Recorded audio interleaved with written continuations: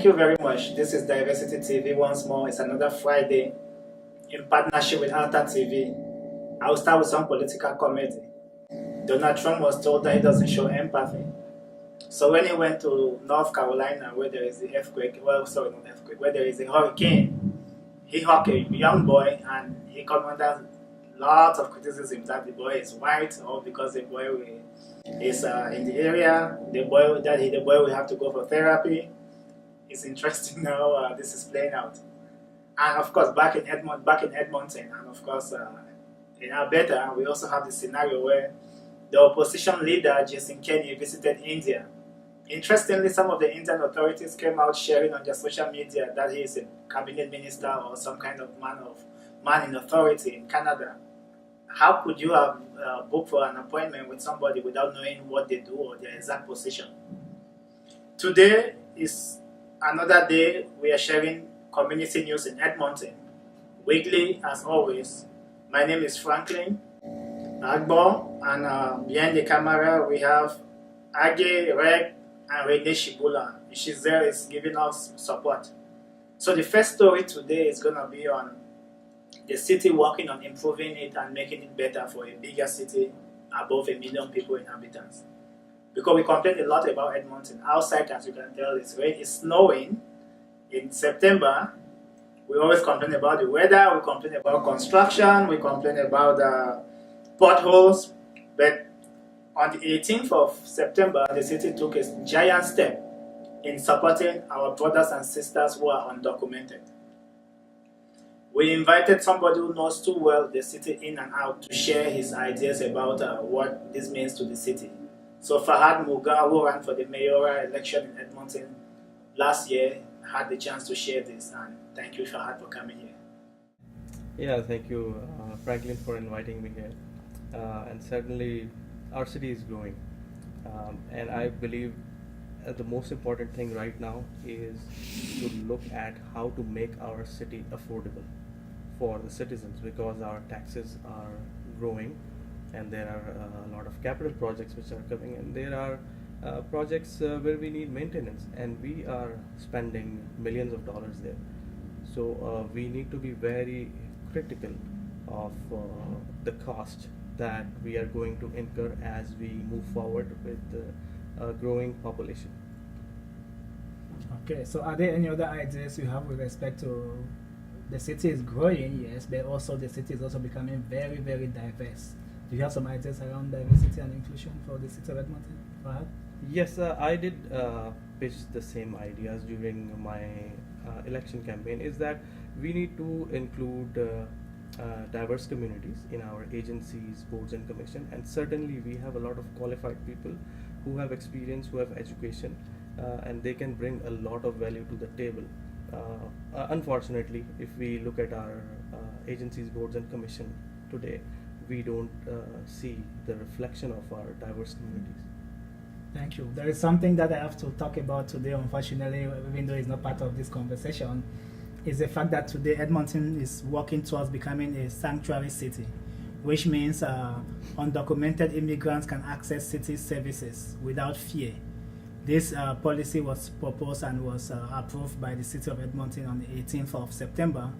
Of course, there are 3 councillors who didn't vote for it, but the majority of the councillors voted for that, and the city is going to be working towards that direction. What does this mean? How do you feel about this? What does this mean to Edmonton? I think it is very important. So sanctuary city means providing accessibility to those people who are already here in the city and now have certain difficulty, but they need access to services. Now there are 2 things which we can accomplish through it. First is we can actually track people, how many people are there who need these services, because if we don't provide them these services, then there are chances then they can opt for other channels, which can potentially increase crime in the city. What kind of channels are those? So basically, if you are helpless, if you need money, if you need services, healthcare, or any other facility, but you don't have money, you don't have a status, you can't go anywhere. What are you left with? What options are you left with? So I believe that it can potentially have issues related to crimes in the city. So there are two things: that one, we are tackling the safety of our city. Second is that we have the record of those undocumented immigrants by providing them these services. Thank you very much. And I think that was good to hear what Fahad, who is a Diversity Magazine columnist. He ran for the city for the mayoral race in Edmonton, and he's still very active in the city of Edmonton. That's what he had to share, and we'll look forward to hearing what others have to share in the city of Edmonton. Thank you, Fahad, for coming on such a very short notice. Thank you, Franklin. Thank you very much. Take care. Education is a building block of every successful person. The people from the Africa Center in Edmonton appreciate that with their bank account. And this week they decided to cough out $50,000 Canadian to 20 students of different heritage to support them in their studies. I was there to share the story with you, our wonderful audience, and I had the chance to talk to John Gay, the board chair, and one of their partners from Edmonton Community Foundation, and two of the recipients. Thank you, and listen to what John Gay and the rest has to say. Now I'll go arts. The Canadian Arts and Leisure Association, called CALA, used arts to promote multiculturalism in Edmonton. On the 8th of September 2018, our reporter Claire Okeke was there to share some of the stories with some of the pictures and wonderful videos with you. So take a look. We are a not-for-profit organization, and our main focus is to work with children and families who are new immigrants to Canada. We believe that art is, just like the president said, art is a great medium for people to connect and to integrate to society, and for them to feel like they belong even in a place that they're not quite used to yet.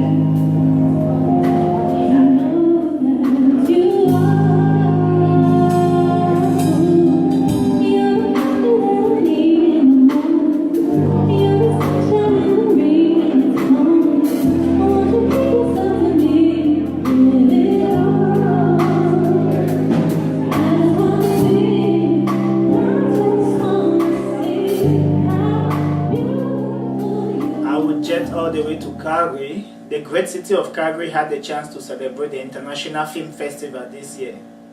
One of the most anticipated annual Calgary Festival, the Calgary International Film Festival, will run from September 19th to September 30th, 2018.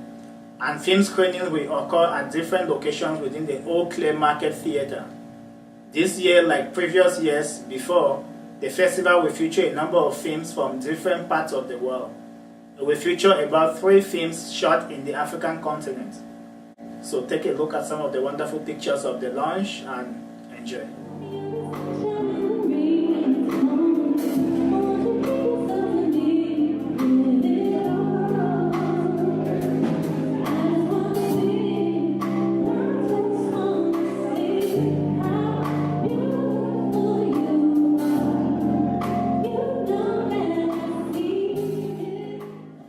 Most of the time we complain in Edmonton when things don't go well.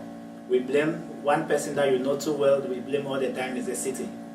This time I'll ask all of us to go inside and come out with something big, to not blame the city this time around, but to appreciate the city of Edmonton for a giant step to support our friends, brothers, sisters, neighbors, family who are undocumented.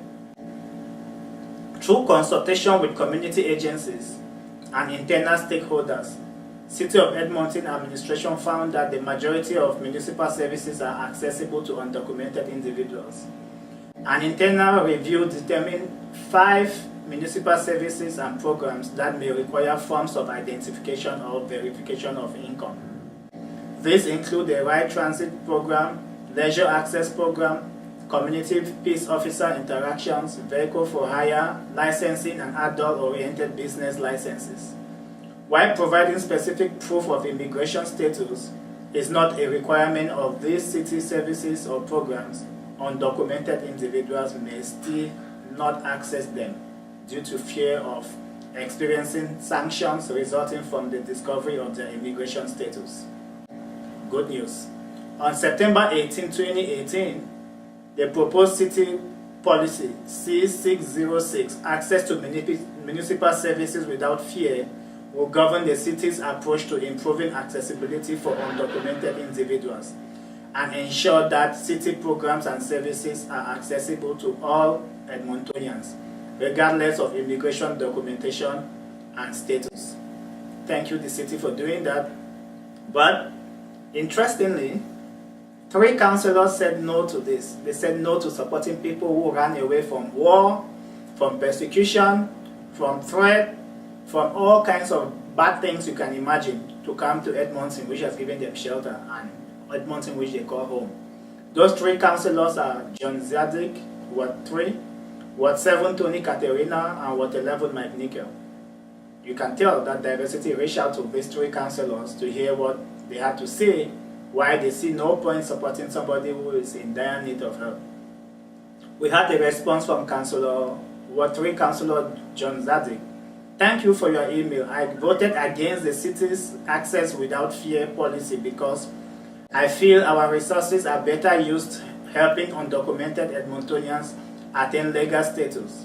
Currently, those without documentation are living underground, and without resolving their legal status, these people live with significant risk.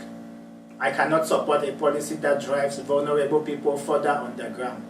These people need help, and we should be tackling the underlying issue ahead on.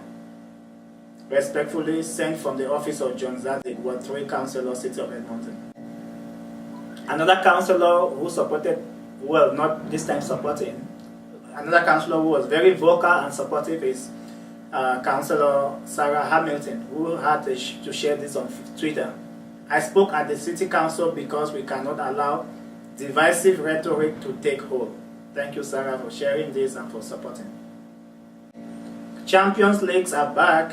Wonderful games are going on. Our soccer analyst, Siani Insaliwa, had this to share that in Canada, the games have changed. So if you'd like to watch Champions League games, Canadian viewers should note that they can only catch the games live via Dancing website or app, as they now own the exclusive rights to the Champions League games in Canada. The games are no longer available via TSN or Sport Cable channels. Thank you, Siani, for sharing that. And the last story for the week that we cannot afford to share with you is MLA David Shepherd inviting Edmonton's feedbacks and suggestions about anti-racism initiative that took place on September 20th, 2018 at the Federal Building in Edmonton. We had some videos to share for you about these events with MLA David Shepherd and respected community leader Kimo Mansare. My name is Kimo Mansare, and I'm the president of the Segalian community. Today we are here for the anti-racism consultation and discussion on that.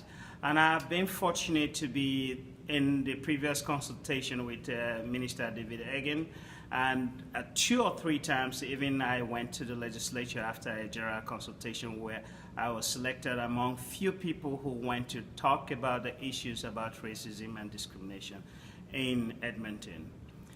So I am happy that this has gone further, especially having grants to communities who otherwise would not have the opportunity to have grants to actually talk about racism. This is an important issue that we need to talk about in Edmonton, and I'm happy that we do have this opportunity, and today we're going to discuss more about that, and as well as a few other consultations that is continuing in that. One fundamental thing that I also love is the creation of this advisory council. Lived experience, people who have lived the experience of racism and discrimination, been in an advisory council to tell their own story. It is more important and firsthand and more vital than anything else that any board or program has ever done. So the city, for me, I'm personally happy about what the direction of the city yesterday. it is very vital for me and people who have immigrated here as refugees, or people who have immigrated here for so many other circumstances, especially for refugees. Having been in a refugee camp for so many years and going through so many difficult situations in refugee camp, and coming to Edmonton and having the opportunity and the services that was provided me with is very vital. And this direction that the city has taken yesterday is very vital for me, because it's going to empower a lot of new immigrants and refugees who come here. This has given me the opportunity to even serve in the advisory council of the city, because of the services that were provided to me and the opportunities given to me. And I have to sit in an advisory council to advise on public engagement, how the city should engage Edmontonians. Had I not had these services, this opportunity would not have been there. I have also have so many privileges. The work I do today as a local immigration partnership coordinator has come because the city has provided me services and opportunities for me to actually be to where I am today. So yes, I support the city, and I fully support the direction the city is taking. Being a sanctuary city, people should not look at it as a negative thing. It is a positive thing, because it's actually going to build the capacity and enhance people. And when that happens, we are all going to be thrive, and this Edmonton is going to be blossom because of this opportunity. Just the example I have given about myself, because I received those services, helped me to where I am today. And I believe if we have more of those services, people will act. And the fact that sometimes people don't understand that, why people are not actually accessing services, because sometimes these services are not there. When you have limited services and limited opportunities, people are asking few times and they are not getting it, they lose hope and they stop asking or stop looking. But when it is there, it builds them, and they will stop relying on the system to provide for them after they've become efficient and capable of doing things themselves. So the concern of people thinking that undocumented immigrants are going to go underground, how do you, what can you address that? The fear that undocumented people are going to go underground because of that is, as I think, is baseless, because I don't think that is true, because it actually is going to make them actually come out. Why has they been underground? Because there had been limitations of services to them. These people, undocumented people, have been working here from the time they come here. They pay taxes. They do everything any citizen can do. But yet, they don't have the opportunities and the services given back to them. They can do more if those limitations are taken away from them. So the fact that undocumented people will go underground, I don't buy that, because that is not true. The opposite is correct, actually. They will become more productive, more efficient, by actually giving them the opportunity to actually be like anybody else. In fact, those who have documents, who are born here, raised here, they actually create more problems for sometimes create issues, rather than people who don't have documents, because they are even afraid and they're limited. But when you give them that power, that opportunity to thrive, they will do more, I believe. What do you say to those who also say the efforts should be invested in advocacy and not getting undocumented immigrants to show up when they should be on the ground because of their situation? And I think the city has shown leadership, because in fact what the city has done is part of what advocacy. In fact, these things they go together. You can't separate them. Advocacy and providing resources are together. Removing one from the other would not actually yield benefits for the people who wants it.